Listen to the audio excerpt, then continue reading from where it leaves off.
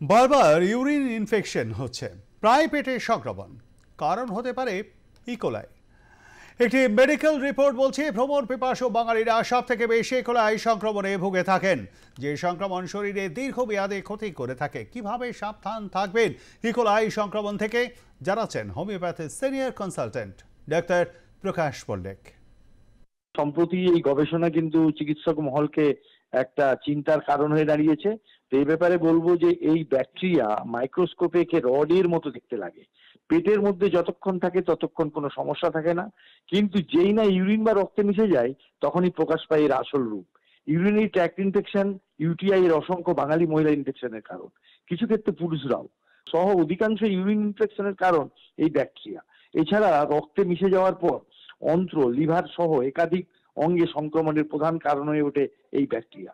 Cirrhosis হয়ে পেটে জল জমা, লিভারে পুঁজ হয়ে যাওয়ার মতো নানা সমস্যা শুরু হয়। বহু বাঙালি বেড়াতে গিয়ে ডায়রিয়া কবলে পড়ে। এই ধরনের ট্রাভেল ডায়রিয়ারও মুখ্য কারণ ইকোলাই। নিম্নমানের জলপান, পেটের অসুখ সিংহভাগ ক্ষেত্রেই ইকোলাইয়ের কারণ হয়ে থাকে। বিশিষ্ট ক্রিটিক্যাল কেয়ার বিশেষজ্ঞরা বলছেন যে এক কথাই বলা যেতে পারে যে পেট ও ইউরিনের যত ইনফেকশন এই রাজ্যের মানুষের, তার সিংহভাগ ক্ষেত্রেই ভিলেনের নাম ইকোলাই। এছাড়া 4টি ব্যাকটেরিয়া আছে, যে ব্যাকটেরিয়াগুলো হলো ক্লেবসিয়েলিয়া এবং স্টেফাইলোকক্কাস, সিউডোমোনাস এবং অ্যাসিনোব্যাক্টর। এর মধ্যে অ্যাসিনোব্যাক্টর আবার রাজ্যের আইসিইউ রোগীদের সংক্রমণের সবচেয়ে বড় কারণ।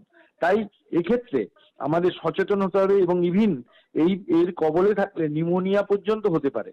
তাই আমরা এই ইকোলাই ব্যাপারে সচেতন হব এবং আমাদের হোমিওপ্যাথি ওষুধ নানা লক্ষণ ভিত্তিক ভাবে হতে পারে।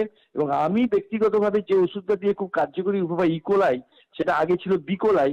আমাদের একটা ওষুধ আছে বিকোলাই, এবং ইউরিনারি ট্র্যাক্ট সংক্রান্ত যাবতীয় সমস্যায় ওটা দিয়ে বাকি অন্যান্য অ্যাসোসিয়েটেড ওষুধ দিলে এই ইকোলাইয়ের সমস্যা থেকে পার্মানেন্ট সমস্যার সমাধান হয়ে যাওয়ার সম্ভাবনা আমার 40 বছর চিকিৎসক জীবনে আমি দেখেছি।